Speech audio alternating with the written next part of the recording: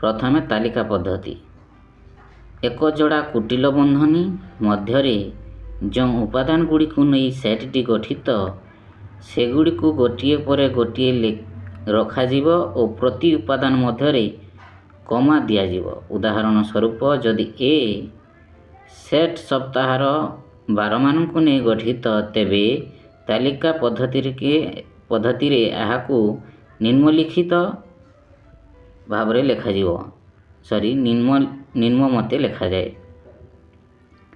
A is equal to सोमवार कमा मंगलवार कमा बुधवार कमा गुरुवार कमा शुक्रवार कमा शनिवार कमा रविवार एवं एटा देख कुटिल बंधनी दिया जायछि। एमिति होइथिले ताकू तालिका पद्धति कहाजिबो।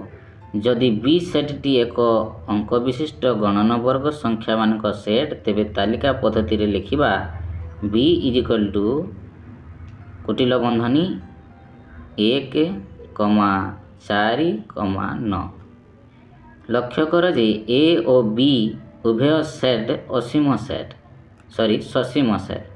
ससीम सेट क्या कहुए पिला माने जो सेट्र उपादान गुड़ी को गणी हुए ताकू ससीम सेट कहुए आउ जो सेट्र उपादान गुड़ी को गणी हुए नहीं ताकू कौन कहुए असीम सेट कहुए। कौन सेट असीम सेट कहुए। गणी हेले ससीम सेट आ उपादान गुड़ी को गणी न हेले असीम सेट कहुए। किंतु आमे जदि एक असीम सेट को तालिका पद्धति रे लिखिबा तेबे प्रथमे यार उपादान गुड़िकर अनुक्रम को लक्ष्य करी अति कम रे 3टी उपादान लिखि अवशिष्ट उपादान गुड़िक पई किछु बिंदु देइदेबा। उदाहरण स्वरूप गणन संख्यार set n is equal to 1 2 3 dot dot dot बिंदु देकी कुटिल बंधनी देइदेबा एवं पूर्ण संख्या मानकर set z is equal to कुटिल बंधनी 0 कमा जग +-1 कमा +-2 बिंदु बिंदु बिंदु कुटिल बंधनी अथवा z इज इक्वल टू कुटिल बंधनी देकी बिंदु बिंदु देखी -2 कमा -1 0 1 2 बिंदु बिंदु देखी कुटिल बंधनी। पिला माने मन रख जे गणन संख्या कहले ताको इंग्राजी अक्षर रे कौन अक्षर रे सूचित करा जाए n आउ पूर्ण संख्या कहले ताको z रे सूचित करा जाए। n रे गणन संख्या को सूचित करा जाए और z रे पूर्ण संख्या को सूचित करा जाए। मन रख कौनसी सेट को तालिका पद्धति रे लिखिबा बेले उपादान गुड़ी को जेकोसी क्रम रे लिखिले मध्य सेटटी अपरिवर्तित रहे। यथा A B C is equal to B A C is equal to C A B is equal to A C B जेमिति लिखिले भी अपरिवर्तित रहे। सेट्र उपादान मानक लिखिला बेले जदि कौनसी उपादान एकाधिक बार लेखा जाए तेबे सही उपादान मानक सेट्र थरे मात्र लेखा जाए। जदि भी सेट्रे एकाधिक बार उपादान थिबो हेले भी ताको लिखिला बेले गोटे मात्र लेखा जाए। एटा तो गला पिला माने कौ पद्धति तालिका पद्धति रे सेट्र दुईटी पद्धति जो अछि गोटे तालिका पद्धति आ गोटे होछि सूत्र पद्धति। आमे तालिका पद्धति पढ़ी सारिला तापर पढ़िबा सूत्र पद्धति। सूत्र पद्धति रे कोन कोन देछि देखिबा पिला माने। सूत्र पद्धति प्रथमटा तालिका पद्धति तापरे सूत्र पद्धति।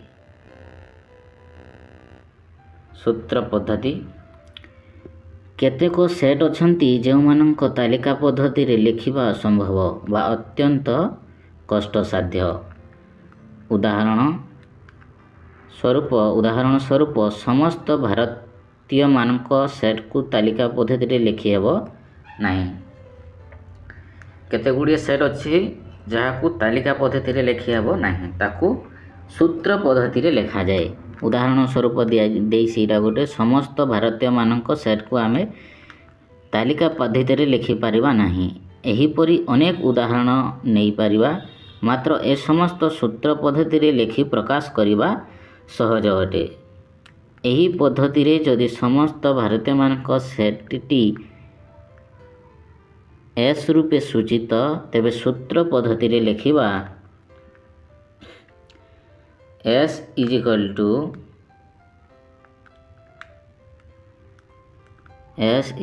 to x ବା x ଜଣେ ଭାରତୀୟ। x ତାପରେ ଯେଉଁ ଏଇଟା ବାଡ଼ିଟେ ଦିଆଯାଇଛି ପିଲାମାନେ, ତାକୁ ବା କୁହାଯାଏ। x ବା x ଜଣେ ଭାରତୀୟ। ଏଠାରେ କିମ୍ବା କୁ ଯେପରିକି ସଚ୍ ଦ୍ୟାଟ୍ ବୋଲି ପଢ଼ାଯାଏ। ସଚ୍ ଦ୍ୟାଟ୍ ଇଂଲିଶରେ କ'ଣ ପଢ଼ାଯାଏ? Such that X such that X ଜଣେ ଭାରତୀୟ। ଯେଉଁ ମଝିରେ ବାଡ଼ି ଦିଆଯାଇଛି ତାକୁ କ'ଣ କୁହାଯାଏ? କିମ୍ବା କୁହାଯାଏ ଓଡ଼ିଆରେ, ଇଂଲିଶରେ ସଚ୍ ଦ୍ୟାଟ୍ କୁହାଯାଏ। ପଢ଼ାଯାଏ ଓ ବନ୍ଧନୀ ଅନ୍ତର୍ଗତ ଉକ୍ତିକୁ ଏକ୍ସ ଯେପରିକି ଏକ୍ସ ଜଣେ ଭାରତୀୟ ବୋଲି କୁହାଯାଏ। ଏକ୍ସ ଯେପରିକି ଏକ୍ସ ଜଣେ ଭାରତୀୟ ବୋଲି ବି କୁହାଯାଏ।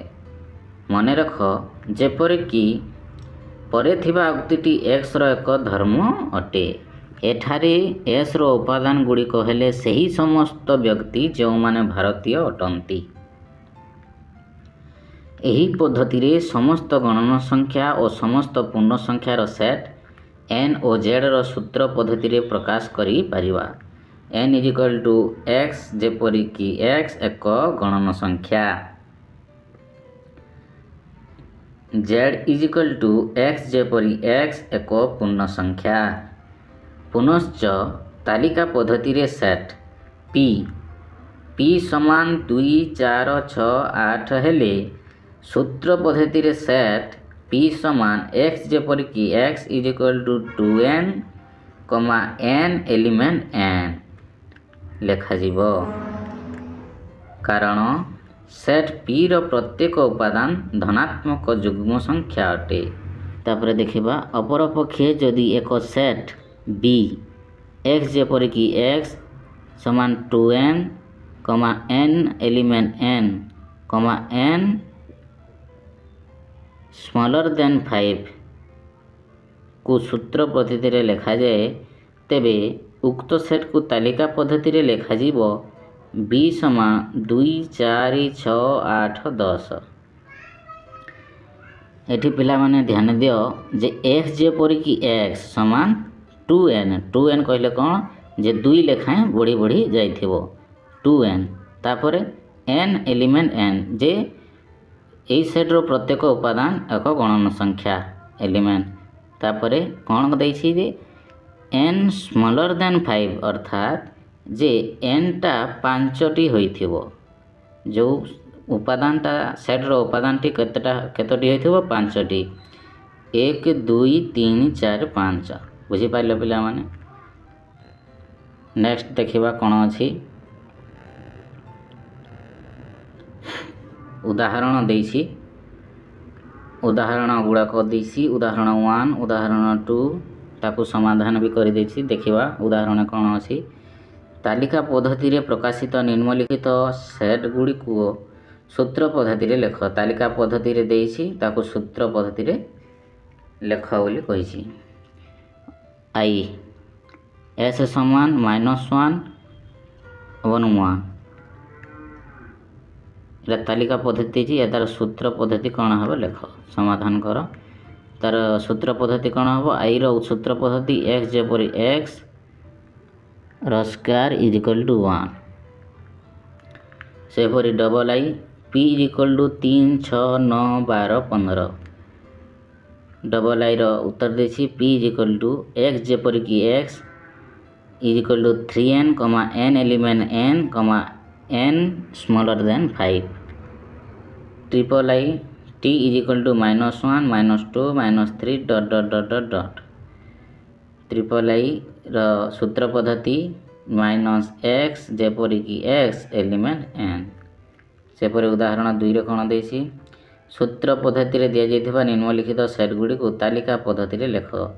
i number a is equal to x ଯେପରିକି x element n O 5 smaller than x smaller than 10। I double I triple I. उदाहरण 3 निम्नलिखित सेट गुड़िक मध्यरु ससीम सेट गुड़िक बाछ।